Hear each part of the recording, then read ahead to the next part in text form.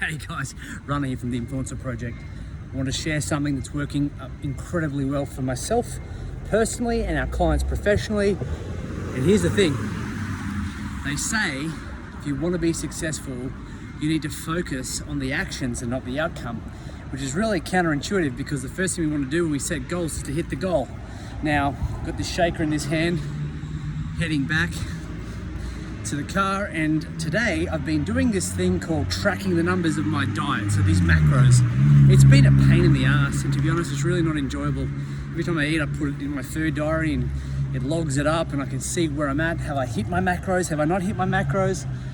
Interestingly enough, tracking the numbers for my food, I've gone down from 95 kilos to this morning 92.4 kilos in 2 weeks.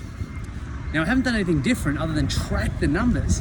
And you know what's interesting? As I'm tracking the numbers, I'm noticing that I'm learning about the food I'm putting in my body.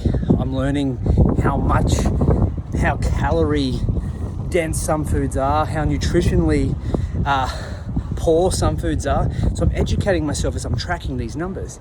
Now, isn't it interesting that with business, one of the things that I see happen time and time again is we stop tracking the numbers.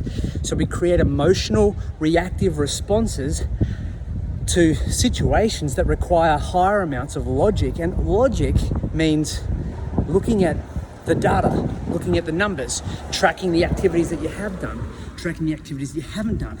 How many people have you connected with? How many people have you engaged with? How much content have you put out there? What are the engagement metrics? See, when we track the numbers, we can actually see a pattern. And when we see a pattern leading to a result, we know that it's on us up here to continue to track the activities by creating patterns that help us get to where we want to go. The sad thing about most business owners is that we have emotional, reactive decision-making behaviors because we're trying to get things done quickly. We're trying to take shortcuts, and we think that things should be easy. So the difference is when you look at the numbers will shed the light on the path to help you understand what you need to attribute your success to. So if you're not tracking the numbers, you're creating emotional deficiencies, right? And what that means is the numbers stop being tracked and you have these emotional responses to it and you create these gaps.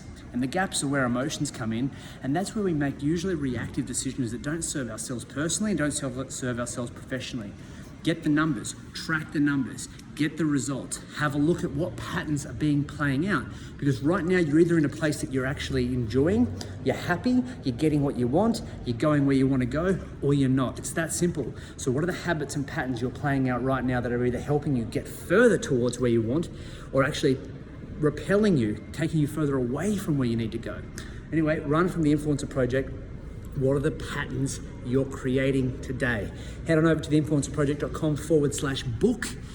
We've got some great habit patterns that you need to play out right now inside of LinkedIn if you're looking to grow your professional services firm.